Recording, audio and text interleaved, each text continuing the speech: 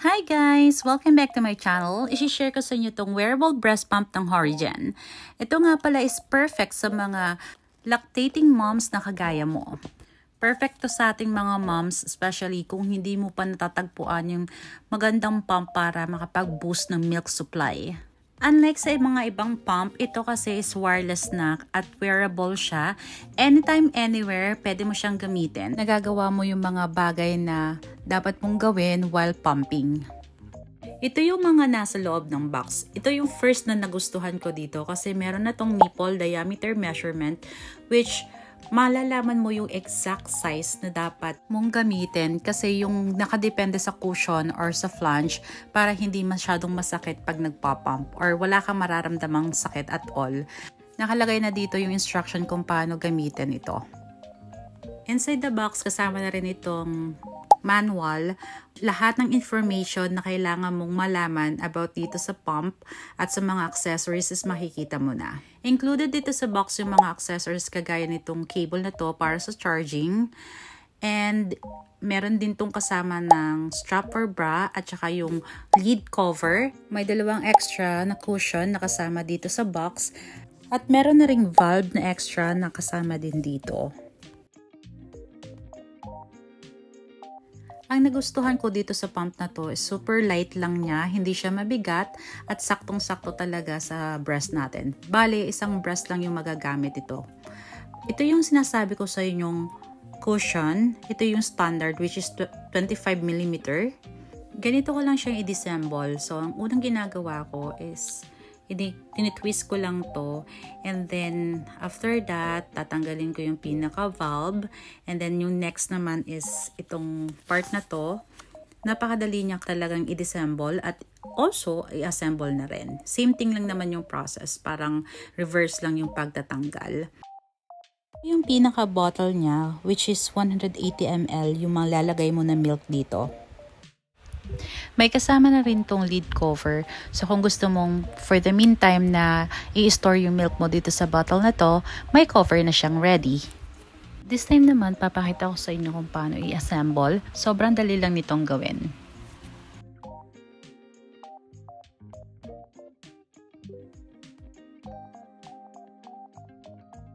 Itong standard size na cushion, ito yung laging inlalagay na una bago kung ano man yung saktong flange or yung cushion para dun sa nipple ninyo na size is pwede nyo nang ipatong dito sa pinaka standard.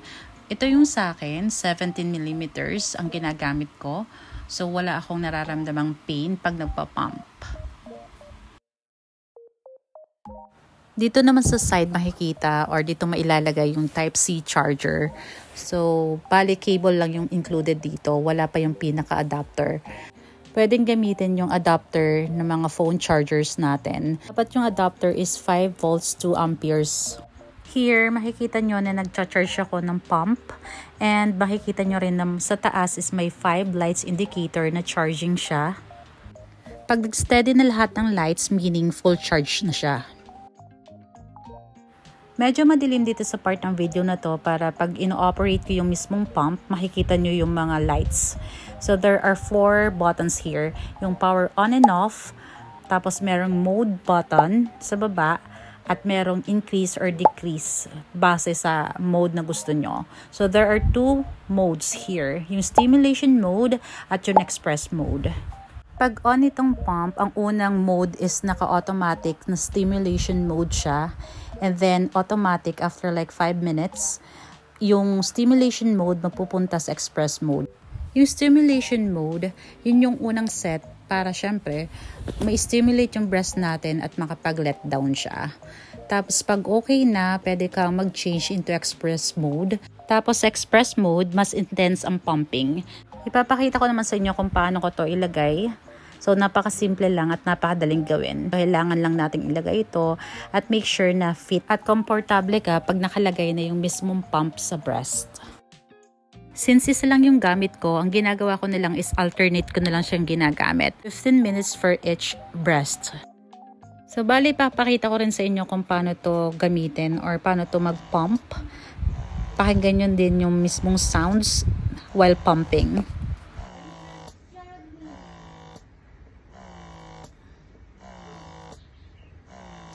Bago ako mag-pump dito, si baby kasi is nakapag-breastfed na sa akin. Kaya yung na-collect kong milk is left and right na. Bale, ito na siya, yung left and right na na-collect kong milk. I highly suggest this pump. Talaga kasing very light siya, tapos hindi masyadong maingay. And fit talaga sa breast natin at hindi siya masakit pag nagpa-pumping. And if you want to try this pump, i-add ko yung product dito sa my description or yung link dito sa comment. And that's all for today's video. Kung hindi ka pa nakasubscribe, please subscribe. And thank you for watching!